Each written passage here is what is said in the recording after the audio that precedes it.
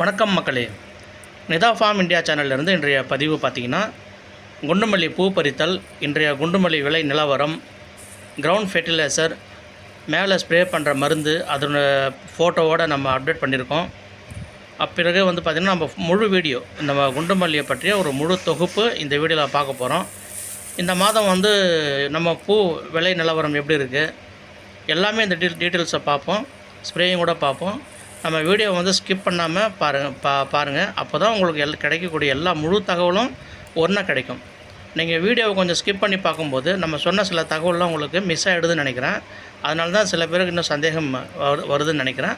பரவாயில்ல, அது தப்பு இல்லை. பட் இருந்தாலும் முழுசாக நீங்கள் பார்க்கும்போது இன்னும் கொஞ்சம் கிளாரிட்டியாக இருக்கும். ஏன்னா நம்ம ஒரு வீடியோவை நம்ம அப்டேட் பண்ணும்போது நம்ம தோட்டத்தில் நம்ம எப்படி அதை முழுமையாக அடைஞ்சோம், அந்த நிலைமைக்கு எப்படி நாங்கள் வந்தோம், அது எல்லாமே ஒரு ஃப்ளோவை நாங்கள் சொல்லும்போது தான் உங்களுக்கு அது புரியும். எதாவது டப்புன்னு அந்த நடுவில் இருக்கிற மருந்து பேர் 4 மருந்து 4 அடி உரம் அப்படியே கொஞ்சம் பராமரிப்பு சொல்லிட்டு போயிட்டோம்னா நிச்சயமாக மல்லியை பொறுத்த வரைக்கும் ஜெயிக்க முடியாது. இது மல்லி பயிர் வச்சுருக்கிற எல்லாரும் நண்பர்களுக்கும் தெரியும். மல்லிங்கிறது சாதாரண பயிர் கிடையாதுங்க. இது ரொம்ப ரொம்ப ஒரு சென்சிட்டிவான பயிர். நம்ம என்ன தான் தலைகீழாக நம்ம நின்று நம்ம பாடுபட்டாலும் ஆனால் கரெக்டாக பண்ணால் மட்டும்தான் ஜெயிக்க முடியும். இல்லைன்னா மல்லியில் ஜெயிக்கவே முடியாது. இது நான் பெருமைக்காகவோ இல்லை இப்போ சொல்கிறேன்னு தப்பாக நினச்சிக்காதீங்க. சில மருந்து பேர் பார்க்கலாம். Karate 1.5 ml 2 ml. அதுக்கப்புறம் இந்த Solubor Tata product 3 gram per litre இது எல்லாமே. அப்புறம் அரிவான்னு சொல்லிட்டு பிராண்டு தைமாத்தேசியம் 25 WC 1.5 கிராமு. இது இன்டர்பீரியட் டி பாஸ் 1.5 ml 1 லிட்டருக்கு. இதுவும் அதே மாதிரி தாங்க. Mount energy 1.5 ml 1 litre. இதெல்லாம் நான் ஃபோட்டோ போட்டிருக்கேன். இது எல்லாமே மருந்து தான். நான் இப்போ முன்னாடி வந்த மருந்து அதுவும் மருந்து தான். இப்போ வர மருந்தெல்லாம் முடக்கு, கொழிப்பு, நீல அரும்பு, சிகப்பு அரும்பு, கொசு, பச்சைப்பூச்சி எல்லாருமே.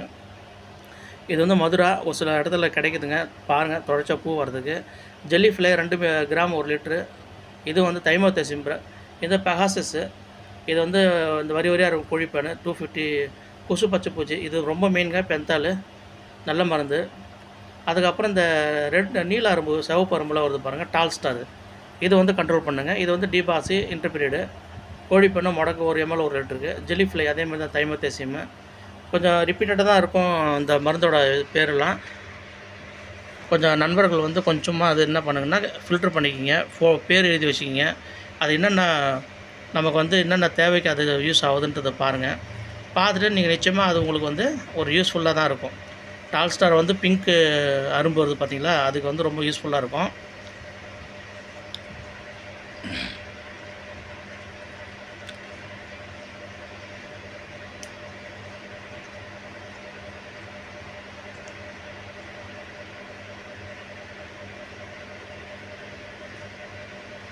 எல்லாமே மருந்து நம்ம அடித்ததுக்கப்புறமா ஒரு 3-4 days ஆகுங்க ரிகவர் ஆகிறதுக்கு. மவுண்டோ, அப்புறம் பெகாசஸ்ஸு, சோலபரு, தைமோத்தேசியமு, அதுக்கப்புறம் இது பென்டாலு, ஹெட்ஸில்லு இதெல்லாம். இப்போ நம்ம தோட்டத்தில் பார்த்திங்கன்னா நம்ம செடிகள் முதல்ல நம்ம செடியை நம்ம எப்படி வளர்க்கணுங்கிறது முதல்ல ஓரளவுக்கு கொஞ்சம் புரிஞ்சுக்கிட்டால் தான் அதுக்கப்புறம் தான் பூ நம்ம எதிர்பார்க்கணும்.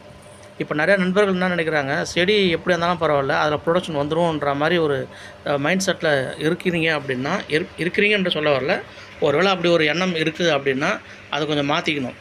ஏன்னா நம்ம செடிகளுக்கு பொறுத்த வரைக்கும் நம்ம மெயினாக செடியோட வளர்ச்சி, அதோடய வேர் வளர்ச்சி, நம்ம செடியில் இருக்கிற பிரான்ச்சஸ்ஸு, புதுசாக துளிர் எப்படி வருது, இதை பொறுத்து இது எல்லாமே ஒரு இன்டர் கனெக்டடு.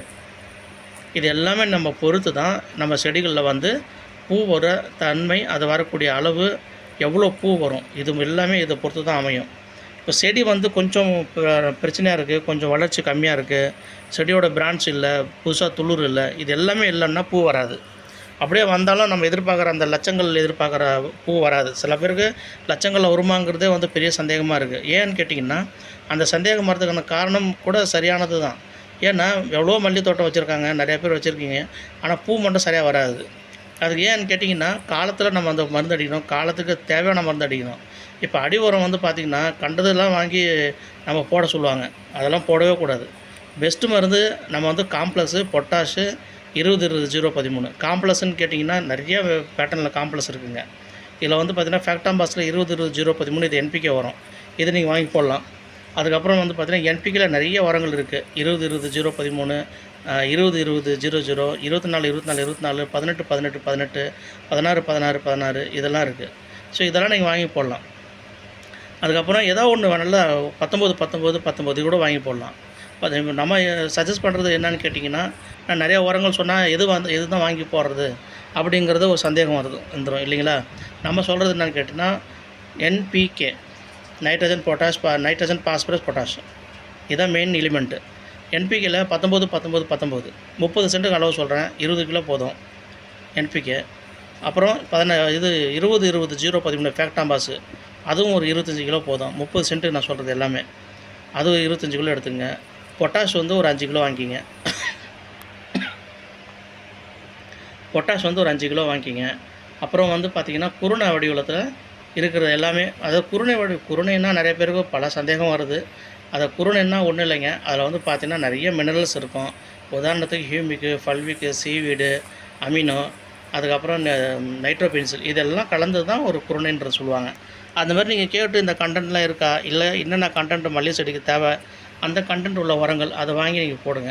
நான் சொன்ன இந்த உரங்கள் எல்லாம் நீங்கள் கரெக்டாக வாங்கி நீங்கள் செடிகளை போட்டிங்க அப்படின்னா, நான் உங்களுக்கு வந்து உத்தரவாதம் தரேங்க. 7 நாள்லேருந்து 10 நாளுக்குள்ளே உங்கள் செடி என்ன கண்டிஷன் நீங்கள் இருக்குதுன்னு பார்த்தீங்களோ அப்படியே அதுக்கு 2 மடங்கு அந்த செடியோட வளர்ச்சி இருக்கும். அதாவது உங்கள் கண்ணு கூட உங்களால் நம்ப முடியாது, அப்படி வளர்ச்சி இருக்கும். நான் சொன்ன உரங்கள் நீங்கள் வாங்கி நீங்கள் போட்டு பாருங்கள். நான் சொன்னதெல்லாம் வாங்கி போடணும். ஆனால் அதில் பொட்டாஷ் ரொம்ப முக்கியம். இதெல்லாம் வாங்கி போடும்போது செடியோட வளர்ச்சி நல்லாயிருக்கும். செடியோட அந்த பிரான்ச்சஸ்ஸு, புது துளிர் இதெல்லாம் நல்லா வரும். மேலே ஸ்ப்ரே வந்து பார்த்திங்கன்னா நம்ம சொன்ன ஸ்ப்ரே தான். அது டால்ஸ்டாரு, சிவப்பரும்புக்கு, அதுக்கப்புறம் பெகாசிஸு, டிபாஸ் இன்டர்பீரியடு, அப்புறம் பென்தாலு, மவுண்ட் எனர்ஜி, இதெல்லாம் நல்லா வரும். இது ஒரு பேட்ச்னு வச்சிங்களேன். இன்னொரு பேட்ச் நீங்கள் மோனோக்ரோட்டோபாஸு, சாப் பவுட்ரு, அசிபிட்டு, எக்கலாஸு, இது ஒரு செட்டு வச்சுக்கிங்க. இன்னொரு செட்டு ஆல்ஃபா மைத்ரின், ஆல்ஃபா கார்டு, இந்த மாதிரி உரம்லாம் வச்சுக்கிட்டிங்கன்னா, அப்புறம் ஆல்ஃபா கார்டு, கிரேசியா, வாரியர், இது ஒரு செட்டு. 3 செட்டு இருக்குது. மாற்றி அடித்தா கூட நல்லது தான். இல்லை ஏதாவது ஒரு பேட்ச் நீங்கள் சூஸ் பண்ணி நீங்கள் அடிக்கும்போது அதில் கண்ட்ரோல் ஆகிடுதுன்னு வச்சிங்களா பேச்சுக்கு, அதுவும் பெட்ரு தான். ஆனால் நமக்கு மெயின் என்னன்னு கேட்டிங்கன்னா, கண்ட்ரோல் ஆகணும்.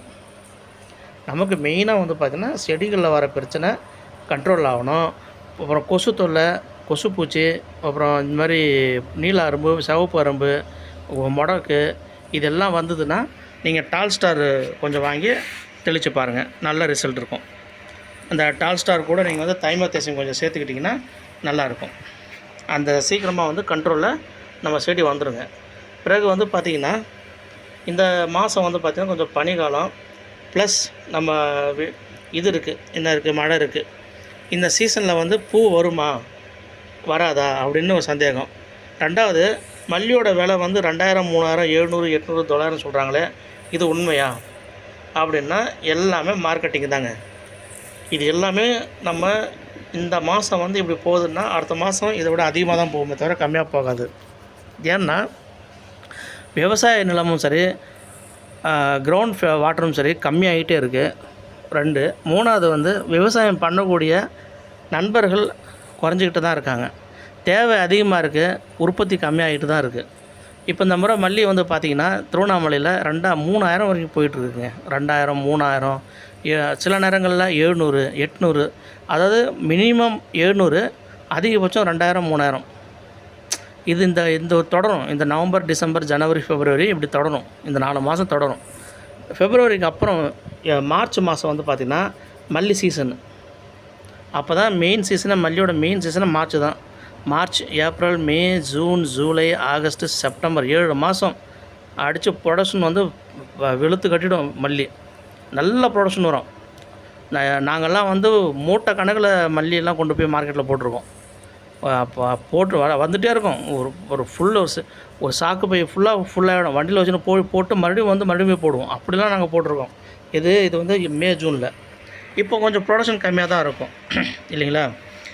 இதில் வந்து பார்த்திங்கன்னா நம்ம ஒரு உதாரணத்துக்கு நான் சொல்கிறேன், 30 to 40 சென்ட்டு இடத்துல 22 கிலோ மல்லியை வந்து போட்டுட்ருக்காங்க. இது வந்து புருவனு. இது நான் சொல்கிறது 100க்கு 100 உண்மை. 22 கிலோ இன்றைக்கி ஒருத்தர் வந்து நாங்கள் பூ போடுற அதே கடையில் ஒருத்தர் வந்து போட்டார். ஏன்னா இப்போ எங்களுது வந்து பார்த்திங்கன்னா மல்லி வந்து ஒரு 2-3 பேட்சாக நாங்கள் பிரித்து கொஞ்சம் மேனேஜ் பண்ணுறதுனால இப்போ வந்து இன்னொரு 3-4 டேஸ் வந்து எங்களுக்கு அந்த ரேஞ்சு வந்துடும்னு வச்சுங்க. நாங்களும் வந்து 30-40 கிலோ அந்தளவுக்கு போடுற அளவுக்கு இப்போ நம்ம தோட்டத்தில் வந்துடும் பூ. ஏன்னா பேட்சாக போட்டிருக்கோம் நாங்கிறதுனால அதுமாரி கொஞ்சம் முன்ன பின்ன பூ வந்துடும் எங்களுக்கு. அது வந்து எல்லாமே அந்த அறுவடை முடிஞ்சு மறுபடியும் ஒரு 10-15 நாள் டைம் எடுக்கும் இல்லைங்களா. இப்போது ரீசெண்டாக இப்போ இன்றைக்கி வந்து நான் அப்டேட் பண்ணுறேன் பாருங்கள். 22 கிலோ போடுறாரு. இன்றைக்கி திருவண்ணாமலையில் 1000 ரூபா கிலோ இன்றைக்கி ரேட்டு. ஏன்னா ரேட்டு வந்து காலையில் ஒரு ரேட்டாக இருக்குது. காலையில் போகிறவங்களுக்குலாம் 2000 ரூபாய் கிடச்சிருக்கு. அதுக்கு கொஞ்சம் அப்புறம் போனவங்களாம் கம்மியாக கிடச்சிருக்கு. அப்புறம் லாஸ்ட்டாக போனவங்களாம் 1000 ரூபாய் கிடச்சிருக்கு. நான் எல்லாமே உங்களுக்கு வந்து கம்மியாக தான் சொல்கிறேன். 22 கிலோ இன்ட்டு 1000 ரூபாய். இன்றைக்கி அவரோட வருமானம் எவ்வளோ? 22,000 ரூபாய் இன்றைக்கி. சரிங்களா. 22 கிலோலாம் ஒரு 3 பேர் இருந்தால் போதும். 3லேருந்து 4 பேர் இருந்தால் போதுங்க, பறிச்சிடலாம். ரொம்ப கஷ்டம், ரொம்ப கடினமாக உழைக்கணும், 100% ஹார்ட் ஒர்க் போடணும். அப்போ தான் இந்த ஒரு 5 கிலோ பூ பறிக்கிறதுலாம் ரொம்ப சாதாரணம் கிடையாது, ரொம்ப கஷ்டமான செயல் தான். 22,000 வந்து இன்றைக்கி வந்து ஒரு 5 பேர் 5 பேர் பறிச்சிருக்காங்கன்னு வச்சுங்க. நம்ம தோட்டத்தோட உரிமையாளர் இல்லாமல் 5 பேர் கூலிக்கு வச்சுருக்கோம் அப்படின்னா கூட நமக்கு வந்து ஒரு 150 ரூபா கொடுத்தா போதும். அவங்களுக்கு கிட்டத்தட்ட அது வந்து பார்த்திங்கன்னா ஒரு 750 ரூபா அவங்களுக்கு செலவாகிடும். ஒரு 1000 ரூபா கூட செலவு வச்சுக்கிங்க. 22ல் ஒரு 1000 ரூபா போனால் கூட நமக்கு 21,000 லாபம். ஸோ இந்த 21,000ல் 30 சென்ட்லேருந்து 40 சென்ட் பராமரிப்பு செலவுன்னு பார்த்திங்கன்னா இதுக்கு மேலே போட்டுக்கிட்டே இருக்காருன்னு வச்சுக்கிங்க, நமக்கு அவருக்கு லாபம். அது வந்து என்னோடய நண்பர்களுக்கு நான் சொல்கிறேன், நண்பர் போட்டதை நான் சொன்னேன். நம்ம தோட்டத்தில் நம்ம போட்டிருக்கிற பூவோட அளவும் அந்த ரேஞ்சில் இருக்குங்க. இதோட அதிகமாக தான் இருக்கும், தவிர குறைஞ்செல்லாம் இருக்கிறதுக்கு வாய்ப்பு கிடையாது. அதனால் அனுபவம் ப்ளஸ் நம்ம தோட்டத்தில் எடுத்துருக்கிற அந்த பூவோட அளவு, நம்ம பராமரிப்பு எல்லாமே உங்கள்கிட்ட தெளிவாக நம்ம சொல்கிறோம். விஷயத்தை வந்து இதுதான் மருந்து, இதுதான் அடி உரம், செடியோட வளர்ச்சி நீங்கள் பாருங்கள், உங்களுக்கு கண் கூட தெரியும், எல்லாமே பண்ணுறோம். இது எல்லாமே வந்து நம்ம சொல்கிறது நீங்கள் கேட்குறது இல்லைங்களா. அதுக்கு அப்புறம் வந்து பார்த்திங்கன்னா முழுமையாக உங்களுடைய ஈடுபாடு, நீங்கள் எந்த அளவுக்கு அந்த தோட்டத்தை பராமரிப்பு பண்ணுறீங்க. இன்றைக்கி பாருங்கள், எங்கள் தோட்டத்தில் ஒரு 2-3 பூ வந்து பார்த்திங்கன்னா சிவப்பு அரும்பு கிடச்சிது. இன்றைக்கி இம்மிடியட்டாக அதை ரெக்டிஃபை பண்ணுறோம் நாங்கள். அது இன்றைக்கி பிரச்சனை தெரிஞ்சது. இன்றைக்கி இந்த பிரச்சனை இன்றைக்கி நாளைக்குள்ளே அது நாங்கள் அந்த மருந்து டால்ஸ்டார் வாங்கிட்டு வந்து அடிச்சிருவோம், இம்மிடியட்டாக கொண்டு வந்து அடிச்சிருவோம். அது இன்னும் ஒரு நாள் போட்டோம் தள்ளி போடலான்னா வெயிட் பண்ணோம்னா ஒரே ஒரு வாரம் போதும், மொத்த தோட்டம் பரவிடும். அது வந்து டிசீஸ் தான், நோய் தான். மொத்தமாக தோட்டம் ஃபுல்லாக பரவிடும். அதுக்கப்புறம் மறுபடியும் வாங்கிட்டு வந்து 1க்கு 4 மருந்து அடிக்கணும், கண்டினியூஸாக மருந்து 2 நாள் 3 நாள் ஒரு தடவை அடித்து மறுபடியும் கண்ட்ரோலில் கொண்டு வரத்துக்குள்ளே மொத்த பூவும் பிங்காக மாறி போச்சுன்னா அப்போ லாபம் வந்து எங்கேருந்து கிடைக்கும் நமக்கு? எல்லாம் மொத்தம் மொக்குப்புழு வந்து கொசு மொக்குப்புழுலாம் தின்னுட்டு போயிடுச்சுன்னா பூ எப்படி நமக்கு வரும்? ஸோ இதுதான் நம்மளுடைய உழைப்பு, இதுதான் நம்மளோட கவனம். நம்மளுடைய கான்ட்ரிபியூஷன் என்ன இருக்கும் அப்படின்னு பார்த்தீங்கன்னா, அந்த தோட்டத்தில் எது நடந்தாலும் அது நம்ம தான் பொறுப்பு. நம்ம சொன்ன மருந்தும் சொன்ன அடி உரமும் எல்லாமே போட்டு பராமரிப்பு பண்ணிவிட்டு தோட்டம் வந்து சில பிரச்சனைகளில் வந்து அஃபெக்ட் ஆகுது அப்படின்னா அது வந்து நம்ம தான் பார்த்துக்கணும், அது நம்ம தான் சரி பண்ணணும். அப்போ நம்ம எப்படி சரி பண்ணலான்னு கேட்டிங்கன்னா, நம்ம தோட்டத்தில் முழுமையாக கண்காணிப்பிலே இருக்கணும். 24 ஹவர்ஸ் நம்ம தோட்டம் நம்ம கண்காணிப்பில் இருக்கணும். என்ன நடக்குதுங்கிறது நம்மளுக்கு முதல்ல புரியணும். அதை புரிஞ்ச உடனே அதை நம்ம எப்படி ரெக்டிஃபை பண்ணோங்கிறத நம்ம இம்மிடியட்டாக சால்வ் பண்ணணும். தைமத்தேசிய மருந்து கொண்டு வந்து இம்மிடியட்டாக அடிச்சிடணும். ரொம்ப அதிகமாக புழு தாக்குதல் இருக்குது, ரொம்ப மோசமாக புழு தாக்குதல் கிரேசியாக கொண்டு வந்து அடிச்சிடணும். அடி உரம் போடணும். மேலே வந்து ஜிப்ராலிக் போரானு இதை கொண்டு வந்து தெளிக்கணும். எல்லா பூச்சி மருந்து கூடவே NPK 19-19-19 இது கொண்டு வந்து நான் சொல்கிற பாருங்கள், 10 லிட்டரு டேங்குக்கு 250 கிராமுக்கு மறுபடியும் மன்னிக்கணும் 50 கிராம், ஒன்லி 50 கிராம்ஸ். நான் மறுபடியும் சொல்கிறேன் பாருங்கள், ஒரு டேங்குக்கு 50 கிராம் NPK அந்த இன்செக்ட் ஆசிட் ஃபங்கஸ் ஆசிட்க்கு அடிக்கிறீங்க பாருங்கள் பூச்சி மருந்து, அது கூட ஒரு 50 கிராம் NPK சேர்த்துக்குங்க. கூட நீங்கள் என்ன பண்ணலான்னு கேட்டிங்கன்னா ஜிப்ராலிக் போரான் அது கொஞ்சம் நீங்கள் கொஞ்சம் கூட வந்து நீங்கள் சேர்த்துக்கலாங்க.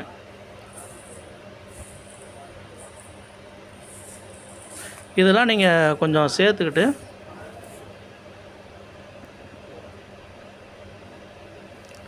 நீங்கள் மேலே வந்து நீங்கள் ஸ்ப்ரே அடிக்கிறீங்க அப்படின்னும்போது அதனுடைய வளர்ச்சி வந்து நல்லாயிருக்கும்.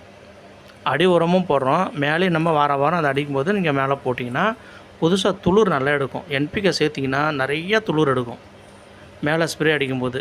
ஜிப்ராலிக் போரான் சேர்க்கும்போது நல்லா துளிர் எடுக்கும். பூ வந்து ஷைனிங்காக இருக்கும். பூ வெயிட் வந்து கூடி இருக்கும், பெருசாக இருக்கும், பூ தரமாக இருக்கும். அது வந்து நம்பர் 1 குவாலிட்டியில் இந்த பூ வந்து விற்பனை ஆகும் நம்ம தோட்டத்தில். அதுமாதிரி நம்ம பராமரிப்பு பண்ணும்போது நம்ம சிறப்பாக இந்த தோட்டத்தில் நம்ம சிறப்பான ஒரு வருமானம் வரதுக்கான வாய்ப்பு நிறையா இருக்குது.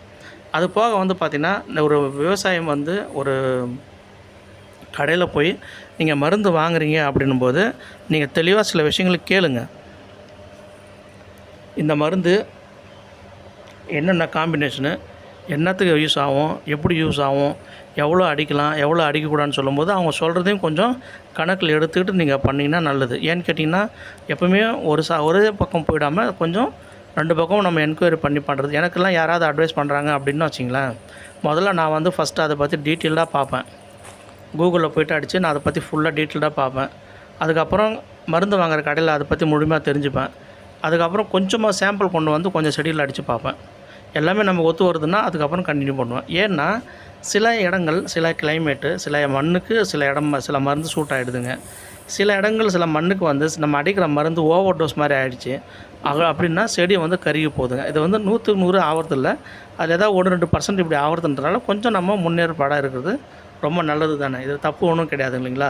அதனால் வந்து ஏன்னா நம்ம செடியை வந்து நம்ம ஒரே நாள் கருக வச்சுட்டு இருக்கிறதுக்கு நம்ம இதுக்காக நம்ம இவ்வளோ கஷ்டப்படுறோம். அதனால் இது கொஞ்சம் நீங்கள் கொஞ்சம் இது ஒரு ப்ராக்டிஸாக பண்ணி எடுத்துக்கோங்க.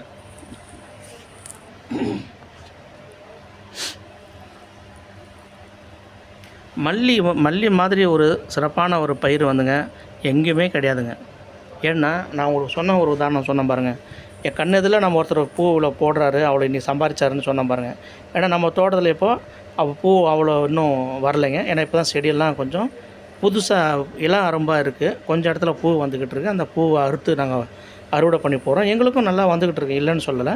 நான் சொல்கிறேன், இப்போ அவர் 22 கிலோ போட்டானும் போது நம்ம கூட நம்ம தோட்டத்தில் வந்து இன்னொரு 1 வீக் போனதுக்கப்புறம் பார்த்திங்கன்னா கிட்டத்தட்ட அதை விட 2 மடங்கு நமக்கு பூ வந்து நம்ம போட ஆரம்பிப்போம். இது எல்லாமே இன்னொரு அடுத்த மாதம் வரைக்கும் இந்த பூ நம்ம தோட்டத்தில் வருங்க. அதுக்கப்புறம் கொஞ்சம் மழை சீசன்றதுனால கொஞ்சம் பூவோட இது வந்து கம்மியாகிடும், அறுவடை வந்து கொஞ்சம் கம்மியாகிடுங்க. அதுதான் ஒன்று பார்க்கணும், மற்றதெல்லாம் ஒன்றும் இல்லை. இப்போ ஒரு 30-20 கிலோ வருதுன்னா ஒரு 5 கிலோ 3 கிலோ அப்படி வரும். ஆனால் சில இடங்களில் தோட்டத்தில் வந்து சுத்தமாக வராது. இளம் செடியாக இருந்தால் சுத்தமாக வராதுங்க. கொஞ்சம் 1 வருஷம் 1.5 வருஷம் 2 வருஷம் உள்ள செடியாக இருந்தால் நிச்சயமாக அது வந்து நல்ல ஒரு அறுவடை அப்படியே வந்துகிட்டே இருக்கும் நமக்கு வந்து. ஏன்னா எவ்வளோ கிலோ கம்மியாக கிடைச்சாலும் பட் ரேட் அதுக்கேற்ற மாதிரி நமக்கு ஈக்குவல் பண்ணிவிடுங்க.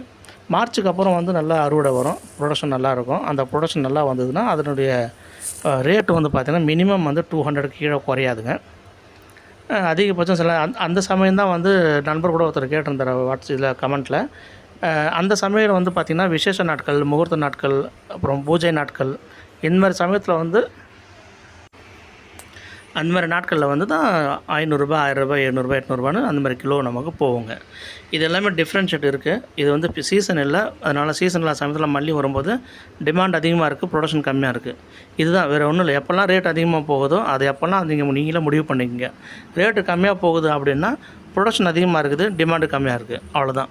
இது வந்து கான்செப்ட் இது தாங்க, வேறு எதுவுமே இல்லை. நான் ஆல்மோஸ்ட் எல்லாமே மேக்ஸிமம் நான் கவர் பண்ணிட்டேன்னு நினைக்கிறேன். நமக்கு தெரிஞ்சதெல்லாம் உங்கள்கிட்ட நான் ஷேர் பண்ணேன். நீங்கள் எனக்காக பண்ண வேண்டியது ஒரு சின்ன ஒரு உதவி என்னான்னு கேட்டிங்கன்னா, நம்ம சேனலை சப்ஸ்கிரைப் பண்ணுங்கள். புதுசாக பார்க்குற நண்பர்கள் லைக் பண்ணுங்கள், ஷேர் பண்ணுங்கள். நிறையா விவசாய மக்களுக்கு வந்து நம்ம சேனலை பற்றி தெரிவிங்க, லிங்க் அனுப்புங்க. அவங்க மூலிமா நமக்கு ஒரு சப்ஸ்கிரைபர் கிடைக்கும். அவங்களுக்கு வந்து இந்த வீடியோ மூலிமா ஒரு தெளிவான ஒரு விளக்கம் கிடைக்குங்க. நன்றி நண்பர்களே. நிறைய பேர் கேட்டிருந்தீங்க அப்டேட் பண்ண சொல்லிட்டு நான் அப்டேட் பண்ணியிருந்தேன். நன்றி, thank you. Please subscribe to my சேனலுங்க.